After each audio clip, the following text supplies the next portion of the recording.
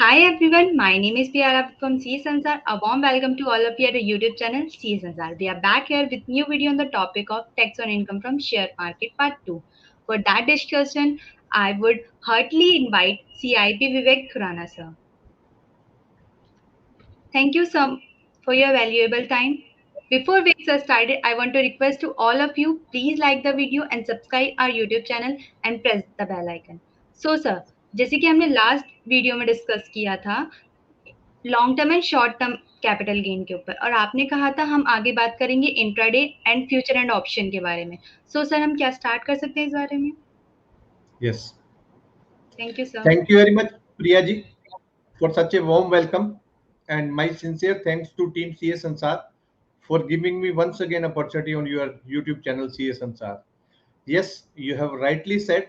In our previous video, we had discussed about the delivery based transaction in the share market, and at that time we had discussed about the business income or the short term capital gain or the long term capital gain. And in at that time I told you in our next video we will discuss about the non delivery based transactions. Non delivery based में कौन सी? Intraday and the future and option. So let me show you through the PPT. Yes, taxes on income from share market trading part 2. जो पहले का part है part 1, that's also available on the CA संसार YouTube channel. आप उसको check कर सकते हैं. एंड जो ये है this is part 2. In this part we will discuss about the intraday, जो income on the intraday profit are the income or the future and option profit, future and option trading profits. Before that one disclaimer is there. All these are my personal views and can't be constituted to the views of the any other person or any other authority. And please don't take it any legal advice or the legal opinion, professional advice or the professional opinion. And the purpose of this video is just to spread knowledge, information, and awareness, and shall not be solicited and shall not be treated as solicitation in any manner or for any other purpose whatsoever. And my request to all the viewers, please also go through the Income Tax Act, income tax rules, and the relevant notification, relevant circulars. Yes. So, जो last video हमने record किया था that's also available on the CS Sansar YouTube channel. In that video we had already discussed about the income tax on the trading of the shares, either it's a listed shares or the unlisted shares, then taxation on the mutual funds, debt oriented, equity oriented, then bonds and the debentures, listed, unlisted, zero coupon. And that time also we had discussed about जो मैंने आपको बताया delivery base में कैसे अगर आप regular transaction कर रहे हो या कैजुअल ट्रांजेक्शन कर रहे हो, ये सब कुछ हम डिस्कस कर चुके हैं. बट आज हम डिस्कस करेंगे non delivery based transaction, intraday and future and options. So ये भी हम डिस्कस कर चुके हैं कि यू हैव टू शो कि whether you are investor or the trader. Means अगर आप शेयर मार्केट में ट्रेडिंग कर रहे हैं तो आइदर एज ए इन्वेस्टर कर रहे हैं या एज ए ट्रेडर कर रहे हैं. And this is very important before filing your return. आपको इसमें एक सीबीडीटी का सर्कुलर भी है. And this is the litigation कि आप इन्वेस्टर हैं या ट्रेडर हैं. मैंने पिछले वीडियो में भी बताया था कि department wants more and more tax from you and the traders want, जो ट्रेडर या इन्वेस्टर्स हैं एसएससी वांट्स कि कम से कम टैक्स लगे. तो but that depends on the nature, frequency, volume of the transaction. उसके ऊपर कोई ऐसा हार्ड एंड फास्ट रूल नहीं है कि यू आर ए इन्वेस्टर और you are a trader. It depends on the facts and the circumstances of the case. ये सारा हम डिस्कस कर चुके हैं. ये सीबीडीटी सर्कुलर का भी हम डिस्कस कर चुके हैं कि अगर if you are a trader तो उसको अपने स्टॉक जो आप ट्रेड कर रहे हो उसको आप स्टॉक इन ट्रेड में शो करते हो, then it's your business income. या फिर if you are the investors आप उसको इन्वेस्टमेंट कर रहे हो तो that's your capital gain. But वो अगर 12 मंथ से ज्यादा है उसमें लिस्टेड शेयर्स का तो दैट्स आल्सो कैपिटल गेन आपको उसमें शो करना पड़ेगा. ये सारा हम प्रीवियस वीडियो में डिस्कस कर चुके हैं. और ये भी हम डिस्कस कर चुके हैं डिलीवरी बेस्ड में आपकी रेगुलर ट्रांजेक्शन है, कैजुअल ट्रांजेक्शन है. तो रेगुलर ट्रांजेक्शन में बिजनेस इनकम, कैजुअल ट्रांजेक्शन अगर आप इन्वेस्टमेंट पर्पस के लिए कर रहे हैं तो दैट्स योर कैपिटल गेन आपका टैक्सेबल होगा. अब टुडे हम डिस्कस करेंगे जो आज वाला वीडियो है नॉन डिलीवरी बेस्ड. तो अगर आप शेयर मार्केट में ट्रेड कर रहे हैं तो कैसे ट्रेड कर सकते हो शेयर मार्केट में. तो या तो आपने कोई शेयर परचेज किया एंड आपने कहा कि नहीं मेरे को इसकी डिलीवरी चाहिए, I will sell it out after 1 month or after 1 week, 10 days, 15 days, 2 months, 3 months, 6 months, 1 year, 2 year. तो that's delivery based. But अगर आप कहते हो नहीं, मेरे को आज सुबह मार्केट में कोई शेयर परचेज करे और मैंने शाम को उसको सेल आउट कर दिया बिफोर मार्केट क्लोज आउट, तो दैट्स द इंट्राडे ट्रांजेक्शंस. ठीक है, इंट्राडे ट्रांजेक्शन मींस आपने सेम डे उसको स्क्वेयर ऑफ किया कि मॉर्निंग में परचेज किया, मार्केट ओपन होती और मार्केट क्लोज के टाइम उसको सेल ऑफ कर दिया, स्क्वेयर ऑफ कर दिया, या उल्टा रिवर्स हो गया, जैसे भी आप कर सकते हो. तो दैट्स द इंट्राडे ट्रांजेक्शंस.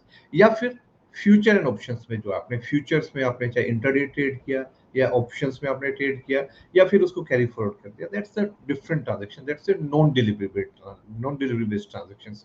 तो जो इंट्राडे ट्रांजेक्शंस हैं एंड फ्यूचर एंड ऑप्शंस हैं, तो इसमें जो हमारा जो इंट्राडे ट्रांजेक्शंस है, उसमें जो हमारा इनकम्स होगी या फिर लॉस होगा, आपका जो गेन, मतलब गेन या लॉस है, प्रॉफिट है या लॉस है, तो दैट्स कॉल्ड द आपका स्पेकुलेटिव इनकम. तो उसको हम कहते हैं स्पेकुलेटिव ट्रांजेक्शन. तो स्पेकुलेटिव ट्रांजेक्शन कौन सी है? It's defined in the section 43 subsection 5 of the income tax act. तो सेक्शन 43(5) क्या कहते हैं? A transaction in which a contract for the purchase or sale of any commodity including stock and shares is periodically or ultimately settled otherwise than by the actual delivery or transfer of the commodity or the skills. कि कोई delivery तो हुई नहीं, आपने सिर्फ settle कर दिया, या तो पे इन या पे आउट, मींस आपने कुछ पॉजिटिव है या नेगेटिव है उसके अकॉर्डिंगली, तो that's called the speculative transactions. तो जो आपकी इंट्राडे इक्विटी ट्रेडिंग्स है, इंट्राडे इक्विटी ट्रेडिंग्स की जो ट्रांजैक्शन है, that's all are the speculative transactions. But remember this thing, जो आपकी फ्यूचर एंड ऑप्शंस की ट्रांजैक्शन है, आइदर इट्स इंट्राडे और कैरी फॉरवर्ड, जो आपकी फ्यूचर एंड ऑप्शन की ट्रांजैक्शन है, that's are non speculative transactions. वो आपका नॉन स्पेकुलेटिव बिजनेस इनकम हो गया, बिजनेस इनकम या loss whatever it may be. तो आपकी speculative and non speculative, remember this difference, this is very very important. तो स्पेकुलेटिव जो है आपकी सिर्फ और सिर्फ इंट्राडे ट्रांजैक्शन जो आपकी है, उससे आपका कोई इनकम, प्रॉफिट या गेन या लॉस हो रहा है, तो that's all are your speculative transactions. तो इसको और फर्दरली डिफाइन किया गया कौन कौन सी स्पेकुलेटिव ट्रांजैक्शंस हैं, जो अभी पीछे हमने डिस्कस किया था. Means a transaction in which a contract for the purchase or sale of any commodity, including stocks and shares, is periodically or ultimately settled otherwise than by the actual delivery or transfer of the commodity or skills. In speculative transaction, the contract for sales or purchase which is entered into not completed by giving or receiving delivery so as to result in the sales as per the value of contract note. The contract is settled otherwise and squared off by the paying out the difference, which may be positive or negative. As such, in such transaction, in the different amount is turnover. तो उसको turnover कैसे calculate करेंगे, ये सब हम discuss करेंगे. तो ये शेयर ट्रेडिंग में जो स्पेकुलेटिव ट्रांजेक्शन कौन सी है, नॉन स्पेकुलेटिव ट्रांजेक्शन कौन सी है, जो फ्यूचर एंड ऑप्शन की ट्रांजेक्शंस हैं, that's all are your not speculative transactions. जो इंट्राडे हैं, that all your speculative transactions. So ये चार्ट है आपके पास. नॉन डिलीवरी अगर आपने कोई शेयर्स में ट्रेड कर रहे हैं, इंट्राडे में ट्रेड करते हैं, तो speculative business, speculative transaction, speculative business. Future and options में करते हैं non speculative. But yes, both are your business income. आप शेयर ट्रेडिंग कर रहे हैं नॉन डिलीवरी बेस में, चाहे आप इंटरडे में कर रहे हैं, फ्यूचर ऑप्शन कर रहे हैं, both are your business income.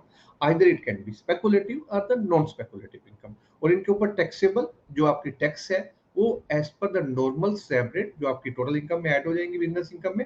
Accordingly अगर आप इंडिविजुअल एचयूप है, उसी के अकॉर्डिंगली आपकी जो स्लैब रेट्स हैं कंपनी वगैरह में, जो रेट्स एप्लीकेबल है, that's applies on the this non delivery based transactions. तो एक एग्जांपल से हम देखते हैं. अगर आपकी सैलरी इनकम है और साथ साथ आप शेयर में ट्रेडिंग भी कर रहे हैं, आप सैलरीड एम्प्लॉयड है और आप शेयर में ट्रेडिंग कर रहे हैं, तो अगर आपका फ्यूचर एंड ऑप्शंस ट्रेडिंग से प्रॉफिट हो रहे हैं, बहुत कम चांसेस होते हैं, but let's take an example, 2 lakh profit हो रहा है, और साथ के साथ आपका इंटरडे में भी प्रॉफिट हो रहा है, वेरी लकी पर्सन, तो 1 लाख रुपीज वो भी ले लेते हैं. तो टोटल इनकम इस केस में क्या होगी? 7 to 1, 10 lakh rupees is the total income. Total income पे ऊपर आपको टैक्स पे करना है. अकॉर्डिंगली जो आपके स्लैब रेट्स है, आप ओल्ड रिजिम में जा रहे हैं, न्यू रिजिम में जा रहे हैं, उसी के अकॉर्डिंगली आपके टैक्सेस होंगे.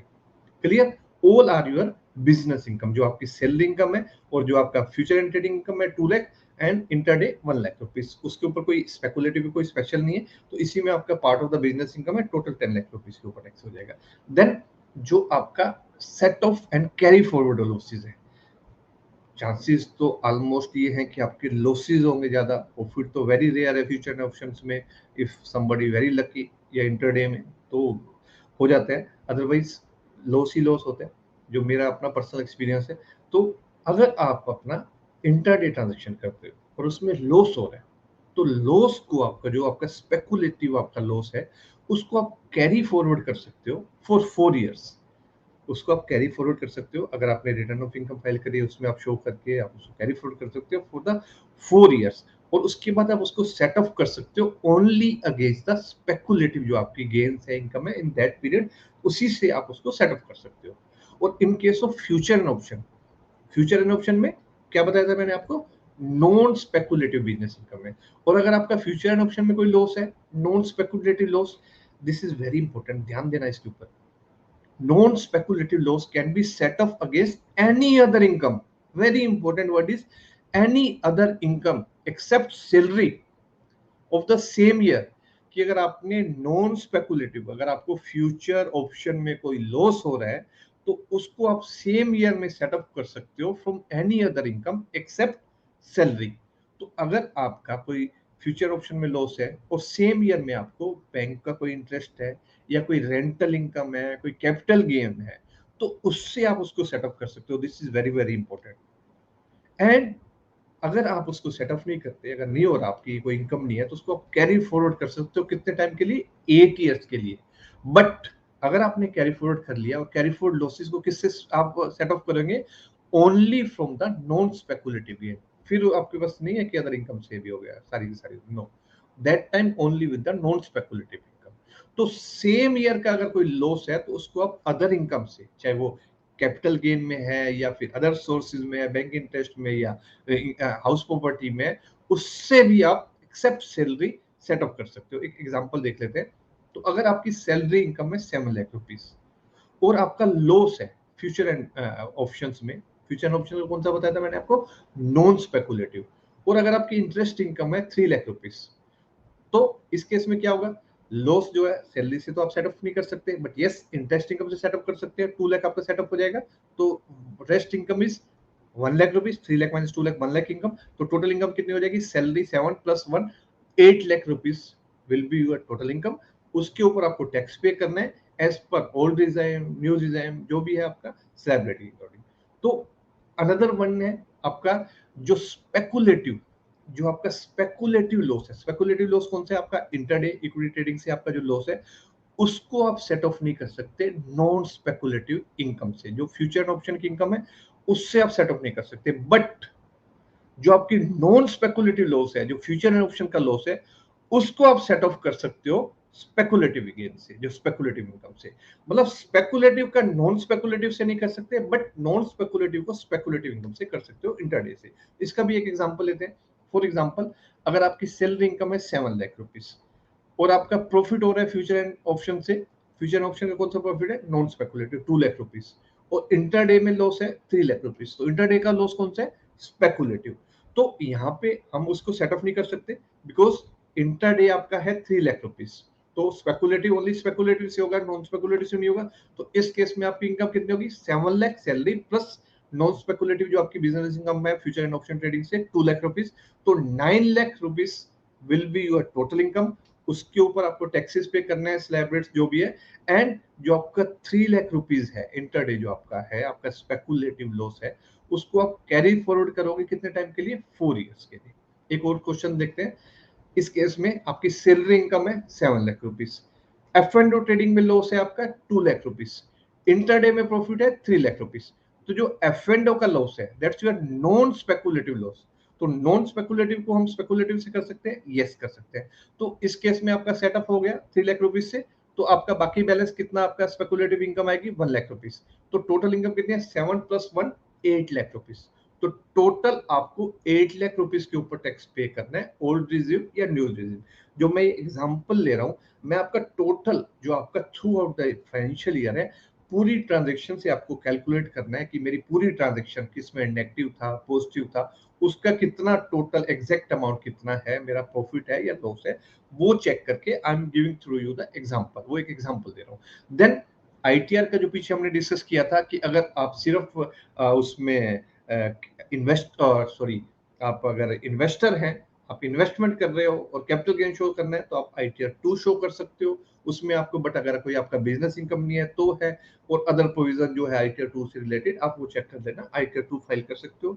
या फिर आप ट्रेडर भी हैं और इन्वेस्टर भी हैं, दोनों एक्टिविटीज हैं, और आपको बिजनेस इनकम दिखानी है जो आप हमने डिस्कस किया, हमने आज टुडे हम डिस्कस किया है कि आपका इंट्राडे है या फिर आपने इंट्राडे के अलावा फ्यूचर ऑप्शंस में किया, then you can file ITR 3। तो accordingly subject to other condition जो भी है, या फिर आप ITR 4 भी फाइल कर सकते हो अगर आपको उसका 44AD का उसका आपने क्लेम करना है प्रेजेंटिव टैक्सेशन का, सब्जेक्ट टू जो कंडीशंस है उसके अकॉर्डिंगली आप चेक कर लेना कि कौन सा ITR आप फाइल करना है आपको, ITR 2, 3, 4 वट एवर इट में भी, कंपनी केस में अदर हो जाएगा, इंडिविजुअल HF केसेस में। तो दिस इज रिगार्डिंग द जो हमने डिस्कस किया part 2 of the share on share taxation on the share market trading part 2, जिसके ऊपर हमने डिस्कस किया है इंट्राडे ट्रेडिंग के ऊपर कैसे टैक्सेशन एप्लीकेबल है, इनकम टैक्स लगेगा, या फिर आपका फ्यूचर एंड ऑप्शन के ऊपर कैसे टैक्सेशन लगेगा। नाउ एक जो और इम्पोर्टेंट पॉइंट है जिसके ऊपर काफी सारी क्वेरीज आती है, बहुत ज्यादा मतलब बेइंतहा क्वेरीज आती है, इसके ऊपर ऑलरेडी वीडियो बना रखे हैं, फिर भी अगेन इसके ऊपर नेक्स्ट वीडियो में हम डिस्कस करेंगे इन डिटेल्स कि जो टर्नओवर है आपकी शेयर मार्केट ट्रेडिंग से, टर्नओवर कैसे कैलकुलेट करते हैं। चाहे आपकी डिलीवरी बेस्ड में तो डेफिनेटली आपका कैपिटल गेन होगा, but yes if you are a trader, अगर आप ट्रेडर हैं उसको ट्रेडिंग कर रहे हैं तो उस केसेस में कैसे आपको कैलकुलेट करना है टर्नओवर टैक्स ऑडिट पर्पस के लिए, या फिर इंट्राडे के केसेस में आपको कैसे टर्नओवर कैलकुलेट करनी है, whether tax audit applicable or not, क्योंकि एक एक लोड फ्यूचर ऑप्शन के केसेस में, क्योंकि एक एक लोड आपका इन लैक्स होगा तो करोड़ तो आपका वैसे ही बन जाएगा। तो उस केस में कैसे आपको चेक करना है, पॉजिटिव नेगेटिव उसका नेट ऑफ करके कैसे चेक करना है, टैक्स ऑडिट कब एप्लीकेबल है 44AB, तो उस केस में टर्नओवर कैसे कैलकुलेट करनी है, ये हम अपने नेक्स्ट वीडियो में डिस्कस करेंगे और डिटेल में डिस्कस करेंगे। तो इसके अलावा कोई और अगर आपकी क्वेरीज है रिलेटेड टू दिस, जो आपका टर्नओवर छोड़ देना उसके ऊपर पूरा डिटेल में very soon with in 1-2 days हम इसको रिकॉर्ड करके अपलोड कर देंगे CS संसार यूट्यूब चैनल पे। बट इसके अलावा अगर कोई और अगर आपकी क्वेरीज है then you can ask me. Yes Priya ji, अगर इसके अलावा आपकी भी कोई क्वेरीज है या कुछ और डिस्कस करना है या कुछ मेरे से रह गया है then you can ask please. No, sir. Thank you so much for your valuable time and valuable information. All the points are clear. Thank you so much, sir. Thank you very much. And even further कोई और भी query रह गई हो then you can write into the comment box, I will try to answer as early as possible. And once again, my sincere thanks to Team CS Sansar for giving me once again opportunity on your platform. Thank you very much. Bye bye. Take care.